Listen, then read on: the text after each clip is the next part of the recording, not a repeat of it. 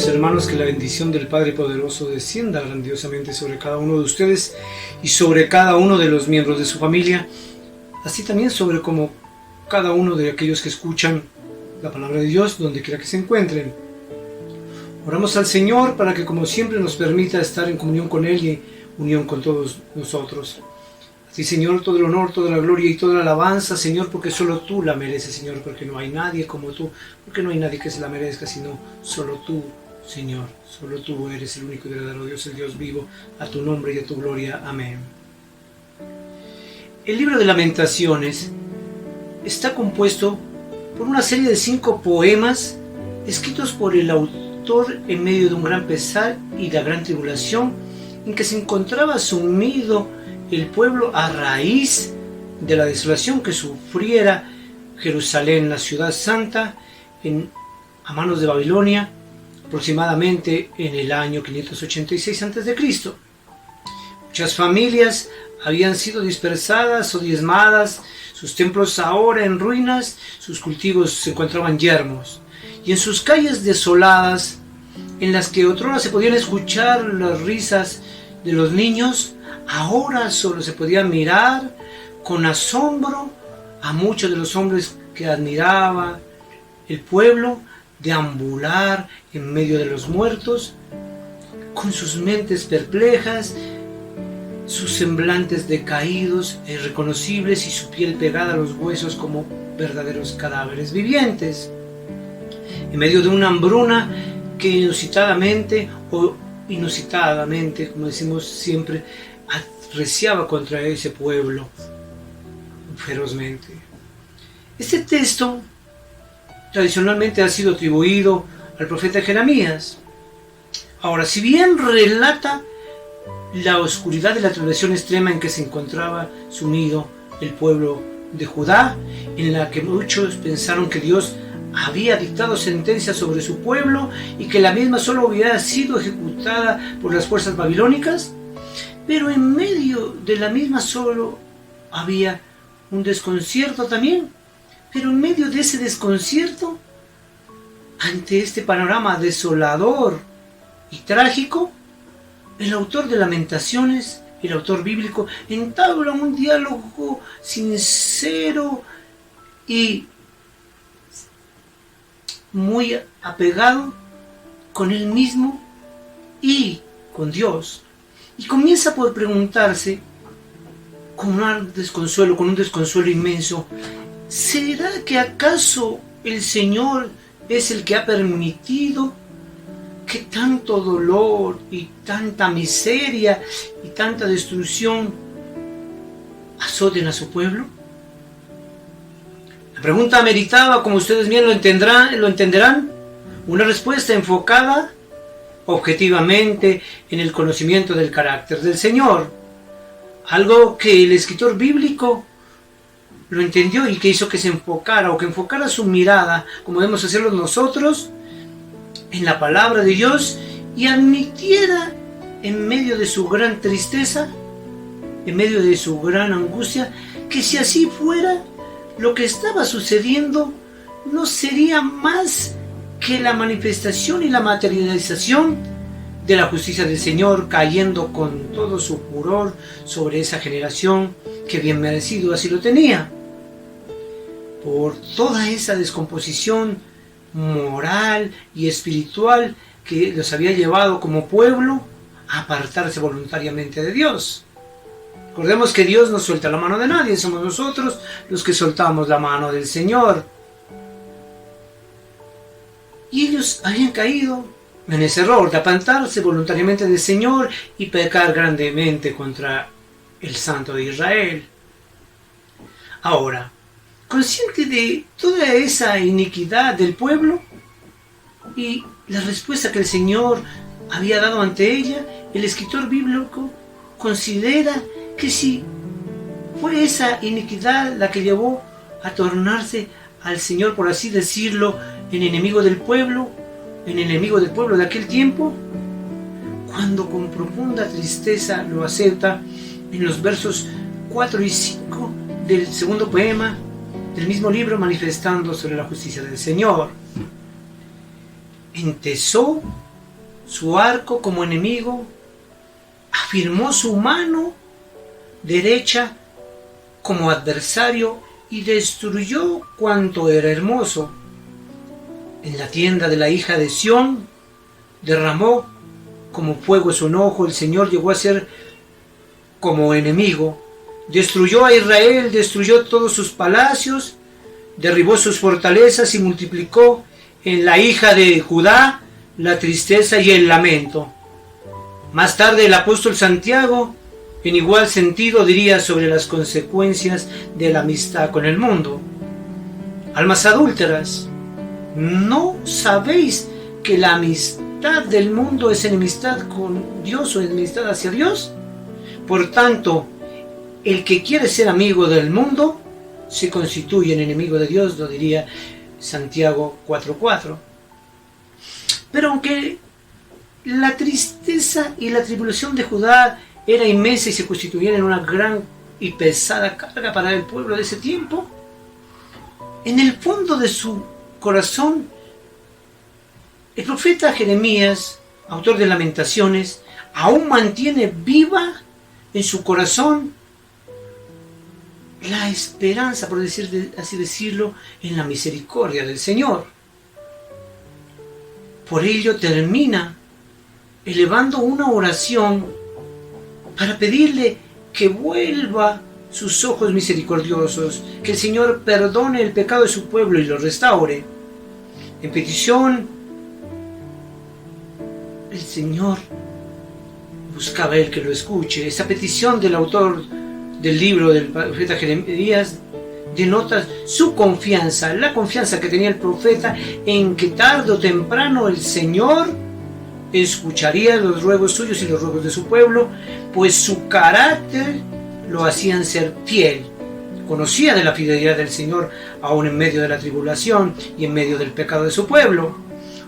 Conocía que era un Dios fiel, un Dios de misericordia y un Dios de amor infinito, como tú y yo debemos conocerlo, el cual, una vez eliminado el pecado de la vida de su pueblo, por gracia y mediante la fe, perdonaría, restauraría y sanaría a su pueblo.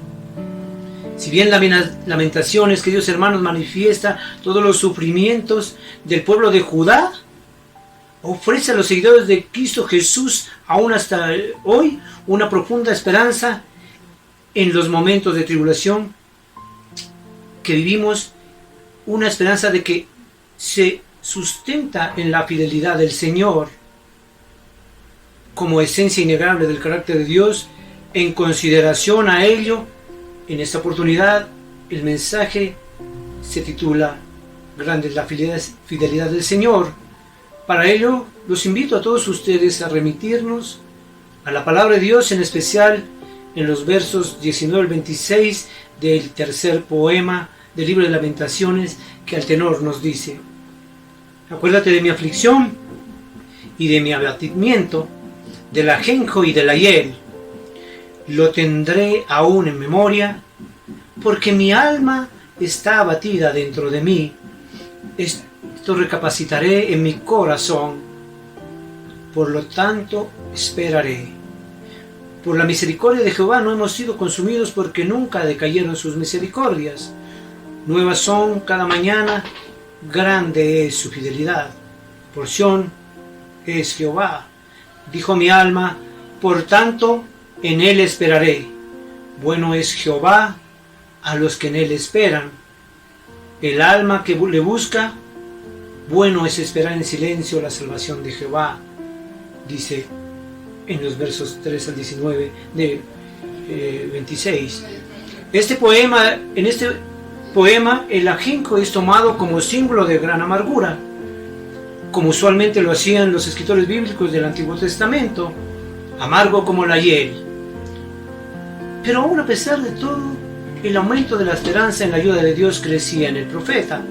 Por eso, en los versos 19 al 20 del tercer poema, habla sobre el alma que se hunde, y dice: acuérdate de mi aflicción y de mi abatimiento, del ajenjo y de la hiel. Lo tendré aún en mi memoria, porque mi alma está batida dentro de mí, es decir, dentro de mi cuerpo. Acuérdate de mi aflicción, dice, y de mi abatimiento. Cuando dice eso, Jeremías no prescribió un pensamiento positivo para esta profunda aflicción. De hecho, sintió que era útil para él y para todo el pueblo recordarlo, entenderlo por lo que era y no pretender que no estaba allí. No negaba el sufrimiento del pueblo. Por eso dice, lo tendré aún en mi memoria, porque mi alma está batida dentro de mí. El alma del profeta se había hundido o se hundió hasta lo más profundo de un abatimiento tenaz, por toda la adversidad que puede sentir un hombre ante el peso de la justicia de Dios. Eso era claro. Pero seguidamente habla en el versículo 21 y 23, en el verso 21 y 23 de ese poema, y dice sobre las nuevas misericordias de un Dios fiel como el nuestro.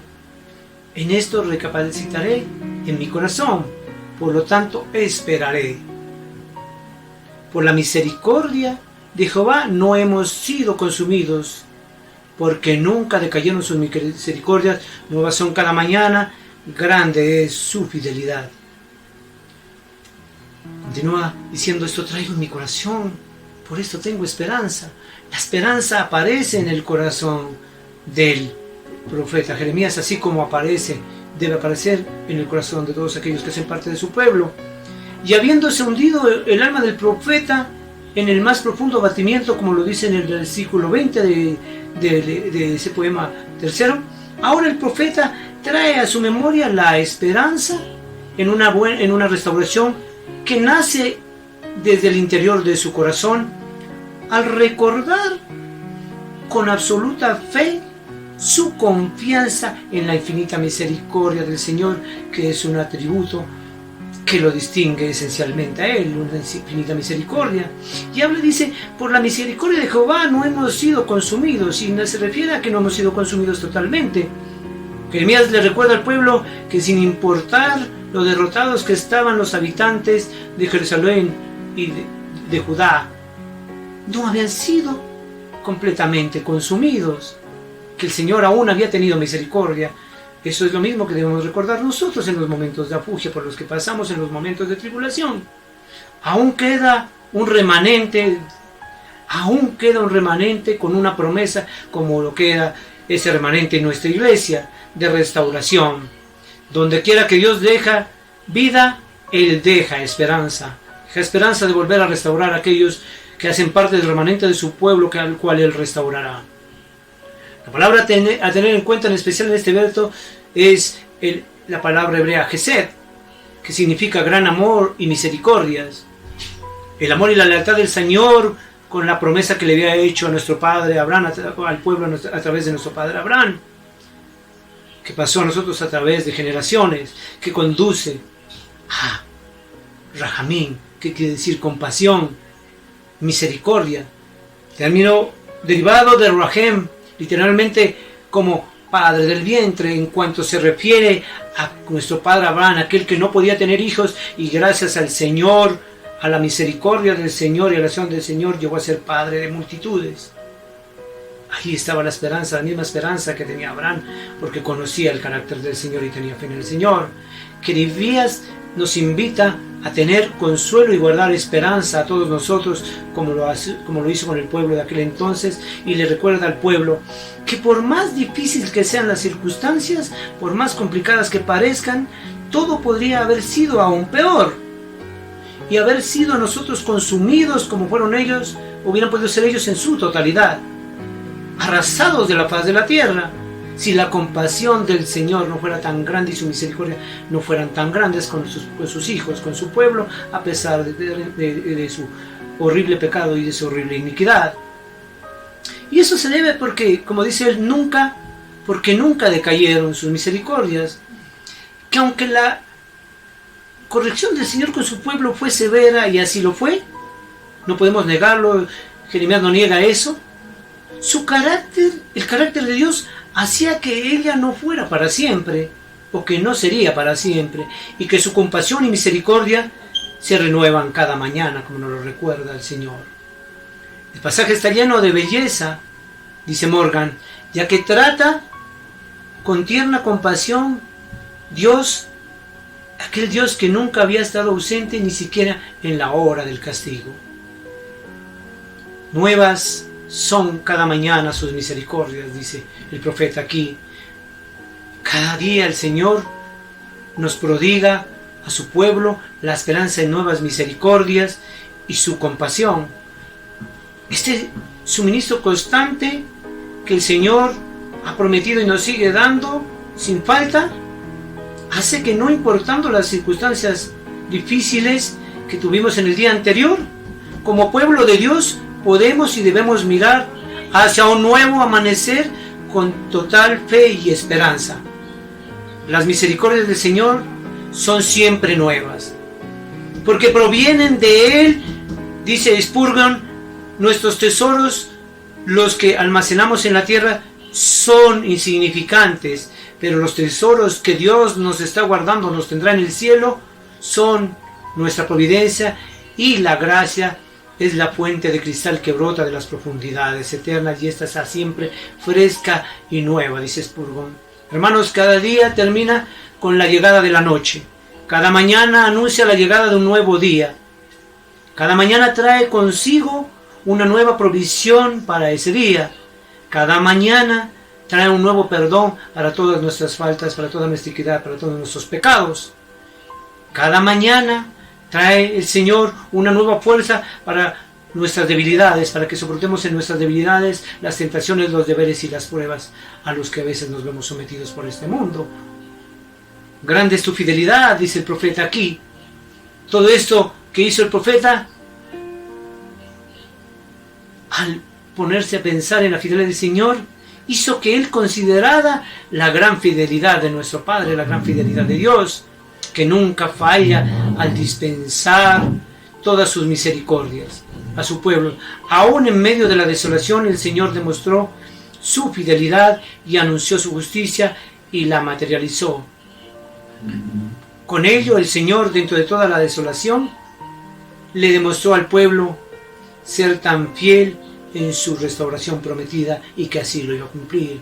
Los versículos 24 y 26, los versos 24 y 26 de este poema tercero, hablan sobre la bondad de Dios para el alma que busca. Dice: mi porción es Jehová, dijo mi alma, por tanto, en él esperaré. Bueno es Jehová a los que en él esperan. Al alma que busca, bueno es esperar en silencio la salvación de Jehová. Mi porción es Jehová. Como el Salmo 119, 57, Jeremías encontró la clave de su satisfacción y la satisfacción que tenía que buscar el pueblo. Encontrar su porción en el Señor. Cualquier medida que él recibiera, de él, cualquier herencia, cualquier futuro, todo se encontraría en el Señor. Todo tu promesa se encontraría en el Señor. En él estaba tu máximo bien. Estas son claramente las palabras de un alma que aún en medio de la tribulación se sentía satisfecha. El profeta no tenía, como él manifiesta, otro lugar de satisfacción, otro que no fuera la satisfacción más que la porción recibida por el Señor, y esa porción era el mismo Señor. Y no podía tenerla en lo que le ofrecía el mundo, en lo que le podía ofrecer el hombre. Por eso dice: en él esperaré. El Señor no podía ser nuestra esperanza si no tuviéramos nosotros en la porción que nos da todo lo que necesitamos aún en momentos de desolación. Bueno es Jehová a los que en él esperan, dice, al alma que le buscan. Toda la desolación del pueblo solo era consecuencia de no haber buscado ni esperado en él todo lo que él les tenía para ellos, toda la bendición y todo aquello que da el Señor. El pueblo rechazó y entró en rebeldía contra el Señor por generaciones. No supieron escuchar a los profetas, no supieron escuchar todo aquello que él les estaba diciendo a través de ellos, y confiaron en otras cosas, en un rescate que tal vez buscaban en su inmensa idolatría, en la idolatría que profesaban, porque habían sido helenizados en cierta forma, muchos de los que sean parte de ese pueblo. Buscar en el Señor nuevamente será lo único, dice el profeta, que traería, como nos dice a nosotros hoy también, para el pueblo las manifestaciones renovadas de la bondad y la misericordia del Señor. No te apresures, dice Spurgeon, no esperes ser liberado de tu problema la primera vez que comienzas a clamar a Dios. El Señor es bueno para los que le esperan, para los que en Él esperan, para el alma que lo busca. En los momentos de dificultad, queridos hermanos, lo que deben hacer todos los hijos de Dios, los seguidores de Cristo, es esperar con paciencia y en plena confianza y fe en el Señor. La misma palabra nos recuerda en Hebreos 11:6 que sin fe es imposible agradar a Dios, porque es necesario que el que se acerca a Dios crea que Él existe, dice, y que es el remunerador de todos los que lo buscan. Bueno, es esperar en silencio la salvación de Jehová. Todo lo anterior en Lamentaciones antes de eso estaba sumido en la desesperación y la miseria de ningún modo había terminado aún. Mas sin embargo el profeta nos hace ver que había una luz de esperanza contra toda la desesperación que estaban viviendo.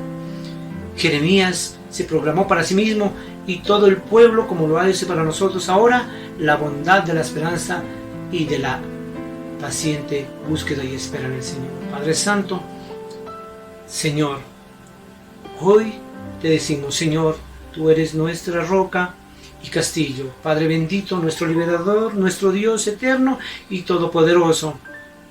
Fortaleza de tus hijos eres, Señor, ¿en quién confiaremos, Padre, sino en ti, que eres nuestro escudo, que eres nuestra fuerza, nuestra salvación y nuestro alto refugio, Padre bendito?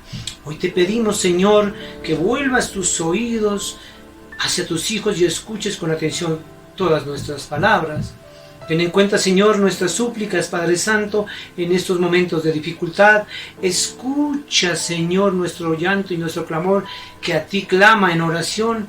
Al llegar el alba, nuestra voz y nuestra oración se elevan hacia ti, Señor, para presentar nuestras peticiones ante el único y verdadero Dios que eres tú, y para pedirte que derrames de todas tus misericordias, Señor, sobre tus hijos.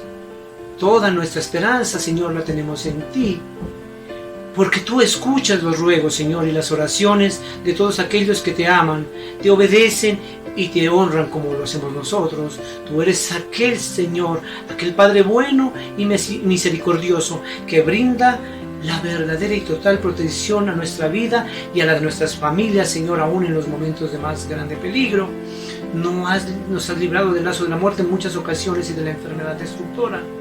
Y si caímos alguna vez, Señor, confiamos en ti y tenemos la seguridad de que nos levantarás con tu brazo todopoderoso y nos pondrás en lugar seguro, porque tú, Padre Santo, tú, Señor, eres nuestra roca, nuestra fortaleza y nuestra pronta ayuda en la adversidad.